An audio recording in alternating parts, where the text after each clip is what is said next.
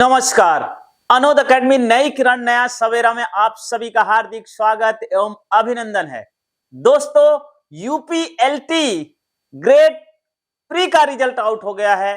तो इस रिजल्ट ने कुछ लोगों को तो खुशी की लहर दे दी, कुछ लोगों को मायूसी दे दी और कुछ लोगों के दिलो दिमाग में ऐसे प्रश्नों का जन्म दिया जो वास्तव में रियलिस्टिक लगते हैं। आज के वीडियो में हम उन्हीं प्रश्नों को देखते हैं कि वास्तव में इनके बीच कुछ सच्चाई तो जरूर है। तो दोस्तों, जिन लोगों का यूपीएलटी ग्रेड टीजीटी हिंदी प्री में हो गया है उनके लिए बहुत बहुत बधाई, लेकिन जिनका नहीं हुआ है उनके लिए भी कुछ प्रश्न है जिन्हें समझना जरूरी है और आज आपको खामोश नहीं बैठना है। आप अपनी बात कमेंट बॉक्स में जरूर लिखिएगा।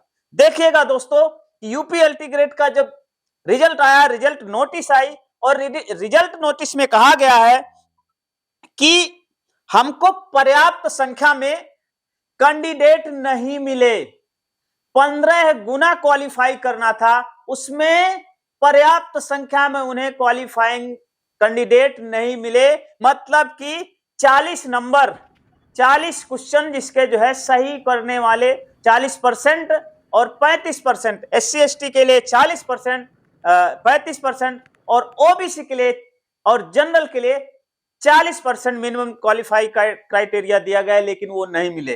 कैसे? देखो, जो जानकारी नोटिफिकेशन में दिया गया है वो ये है कि 1,29,511 लोगों ने फॉर्म भरा था, अप्लाई किया था और 82,007 स्टूडेंट अपीयर हुए थे, कैंडिडेट अपीयर्ड हुए थे और उनमें मात्र 8,162 कैंडिडेट क्वालिफाई दिया गया जिनके रोल नंबर दिए गए हैं। और रोल नंबर देने के बाद इसी नोटिस में यह कहा गया है कि हमें 15 गुने कैंडिडेट नहीं मिले। उसका कारण बताया गया है कि कुछ कैटेगरी में इस पे ध्यान दें, कतिपय कैटेगरी, कुछ कैटेगरियों में, अब कुल कैटेगरी तो general, OBC, SC, ST, EWS, women यही कैटेगरी है। इन कुछ कैटेगरियों में से कह रहे हैं हमको 15 गुने कैंडिडेट नहीं मिले हैं, इसलिए कुल क्वालिफाई 8,162 हो रहे हैं। वास्तव में टोटल कुल पोस्ट जो है 690 थी, सब मिलाकर के सारी पोस्टें मिला के 15 गुना 10,335 होती है। 50 क्वालिफाई होने थे, लगभग 2,000 छात्र नहीं मिल पाए हैं। 82,000 छात्र में ऐसे 2,000 छात्र भी नहीं मिले हैं जो मिनिमम क्वालिफिकेशन क्रॉस कर रहे हो।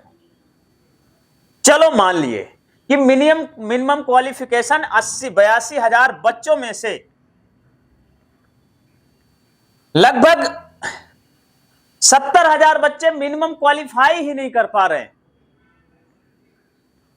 तो फिर मेरिट क्वालिफिकेशन के, मिनिमम क्वालिफिकेशन के आसपास रहना चाहिए। और 150 प्रश्न थे, ये 120 आपका सब्जेक्ट का और 30 जीएस का। इसका मतलब है कि 60 प्रश्न जिसके सही हो रहे थे काट पीट के, तो उसका तो होना चाहिए। अब आप लोग फोन करके पूछते हो कि सर मेरा तो 65 था, मेरा नहीं हुआ, सर मेरा इतने आ रहे थे, नहीं हुआ, कोई कह रहा मेरे इतने आ रहे, नहीं हुआ।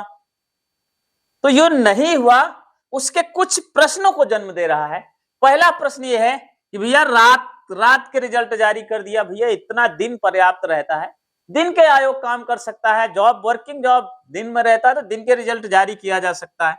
चलो कोई बात नहीं, हो सकता है, मान लेते हैं कि कोई प्रशासनिक मजबूरी रही हो, लेकिन रात को ही प्रशासनिक मजबूरी का जन्म क्यों हुआ? लेकिन चलिए कोई बात नहीं, रात को जारी कर दिया गया। और इसके बाद सबसे विडंबना वाली बात यह है कि इस रिजल्ट में कोई कट ऑफ नहीं जारी की गई। जैसे डीएसएसबी का एग्जाम होता है, उसमें कोई भी रिजल्ट आता है उसके साथ साथ कट ऑफ भी जारी कर दिया जाता है। हर कैंडिडेट, हर छात्र कट ऑफ देख करके संतुष्ट हो जाता है कि वास्तव में मेरे नंबर इस कैटेगरी में इतने नंबर नहीं थे, इसलिए मेरा नहीं हुआ। अब यहां कट ऑफ जारी नहीं किया गया, यहीं से प्रश्न उठने खड़े हो जाते हैं कि आखिरकार कट ऑफ क्यों नहीं जारी किए गए। अगला बड़ा प्रश्न जो मैंने अभी जिक्र कर लिया कि न्यूनतम अंक प्राप्त नहीं करने वाले छात्र, लगभग 2,000 छात्र ऐसे हुए, 2,000 कैंडिडेट ऐसे नहीं मिले जो मिनिमम क्वालिफिकेशन नहीं पा रहे हद हो गई, इतने बच्चे हैं इनमें, 2000 बच्चे जो है क्या कहते हैं मिनिमम क्वालिफिकेशन नहीं प्राप्त कर पा रहे हैं। और सबसे महत्वपूर्ण बात यह है, यहां पे ध्यान देने वाली बात दोस्तों, फाइनल सिलेक्शन के बाद इसमें कहा गया है कि फाइनल सिलेक्शन के बाद कट ऑफ जारी करने का वादा किया गया है।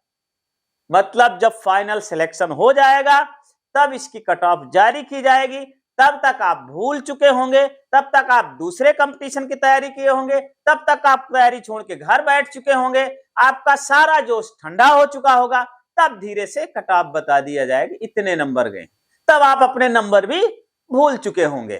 तो ये तो यूं हो गया कि ऐसा भविष्य का वादा कर दिया जाए कि तब तक पब्लिक भूल ही जाए। तब हम ऐसी क्या मजबूरी है, अभी यदि आयोग बना दे, अभी कट ऑफ जारी कर दे, उन्हें क्या दिक्कत आएगी? कोई प्रॉब्लम आएगी? नहीं, कोई प्रॉब्लम नहीं आएगी। एक भी कारण आयोग के पास नहीं कि अभी कट ऑफ बता देंगे तो उनके रिजल्ट में कोई समस्या आएगी। आप बताओ। लेकिन यहां दो तरीके में फंसोगे। कट ऑफ आपने 150 में आपने बता दिया 95, और यहां मिनिमम क्वालिफिकेशन नहीं 2000 बच्चे प्राप्त कर रहे हैं, तो क्लैश हो गया, 2000 बच्चे मिले भी नहीं और इधर कट ऑफ भी आई। तो दोस्तों आपको खामोश नहीं बैठना है, आपके कितने मार्क्स आए वो आए थे और नहीं हुआ है ये लिखे, और जिन लोगों का हुआ है तो कितने नंबर वालों का हुआ है एक्चुअल हमें पता तो चले कि कहां तक किस नंबर तक कट ऑफ गई है। तो आपके कम नंबर भी हैं, आप कमेंट करके बताइए, आपको लगता है कि ये विसंगतियां हैं तो आप खामोश मत रहिए, कमेंट करके हमें जरूर बताइए, क्योंकि ये बहुत विडंबना वाली बात है, सामान्य बात नहीं है। यहां पर बच्चे का एक दो लाइन लिख देने की बात थी, एक सारणी बना देना है, एससी जनरल कितनी गई, ओबीसी कितनी गई, एससी कितनी गई, एसटी कितनी गई, ईडब्ल्यूएस कितनी गई, ओमेन कितनी गई। हर बच्चा मेहनत करके तैयारी किया, जी जान लगा दिया, खून पसीना एक कर दिया है, तो फिर उसे ये जानने का अधिकार क्यों नहीं? उसे कट ऑफ जानने का अधिकार क्यों नहीं? कट ऑफ उसे जानने का अधिकार है, उसको मिलना चाहिए अधिकार। उसे आज ही पता चल जाए कि नहीं मेरे नंबर कट ऑफ से इतने कम थे और इसी वजह से मेरा नहीं हुआ, मैं फिर से दूसरे एग्जाम की तैयारी पे लग जाऊं। दोस्तों एक स्टूडेंट के साथ उसका पूरा परिवार पीछे खड़ा होता है, और एक स्टूडेंट के सपनों के साथ सौदा यदि होता है तो उसके पूरे परिवार के सपनों के साथ सौदा होता है। और ऐसी विडंबना हमको समझ में नहीं आ रहा कि आखिरकार वो कट ऑफ दे देंगे तो कौन सा उनको क्या दिक्कत आएगी। आयोग के पास कोई जवाब नहीं है, और आपको जवाब ढूंढने के लिए कमेंट करना पड़ेगा, अपने नंबर बताने पड़ेंगे, अपने प्रश्न रखने पड़ेंगे, अपने वजह बताने पड़ेंगे। और जिन लोगों का सिलेक्शन हो गया दोस्तों ध्यान रखें, आपको भी बताना चाहिए कि हमारा इतने सही थे और इस वजह से हमारा जो है क्या कहते हैं प्री क्वालिफाई हो रहा है। आपको भी मेंस का एग्जाम देना है, तो ये मत सोचिएगा कि हमें क्या जरूरी है इन मुद्दों पर चर्चा करने की। जरूरी है, बहुत जरूरी है, ऐसे संवेदनशील मुद्दे पर चर्चा करना बहुत जरूरी है। वास्तव में लगता है आपको ये रियलिस्टिक प्रश्न है, तो आपको भी उसके जवाब ढूंढने के लिए प्रयास करना होगा। दोस्तों हम आपकी जो भी क्वेरीज आएंगी, आपकी जो भी समस्या आएंगी, हम उसको नेक्स्ट वीडियो में लेकर जरूर आएंगे, और हो सकता है इससे रिलेटेड कुछ नई चीजें निकल करके आए। आपके जब कमेंट आएंगे तो और विडंबनाएं निकल करके आएंगे, अपनी विडंबना जरूर कमेंट करना। अभी इसमें लास्ट में एक कोड भी दिया गया है कि कुछ कोड का उल्लेख भी किया गया कि इसके अधीन है, तो हो सकता है इसमें कुछ केस भी चल रहे हो। तो दोस्तों इसमें लास्ट में दिया गया है the above result shall be subject to final decision of honourable high court in writ petition number 11604/2050 writ petition number 9502/2025 PIL number 900/2025। इसमें कई PIL भी दायर है, तो ये समझिएगा ये रिजल्ट भी अधर में लटकने वाला है, बिल्कुल कंफर्म नहीं कैसे कितनी रिट जारी है, क्योंकि ये प्रश्न वहां भी जाएंगे, और भी ढेर सारे प्रश्न इसमें टेट का भी प्रश्न है जो कोर्ट में मामला चल रहा है। दोस्तों घबराए नहीं, आपका नहीं हुआ है, कोई भी गलत कदम नहीं उठाना है, धैर्यता के साथ अपनी बात रखना है और आगे संघर्ष के लिए अपने आप को फिर से तैयार करना है। दोस्तों मिलते हैं नेक्स्ट वीडियो में, तब तक के लिए जय हिंद, जय भारत, मस्त रहे, स्वस्थ रहे, तंदुरुस्त रहे।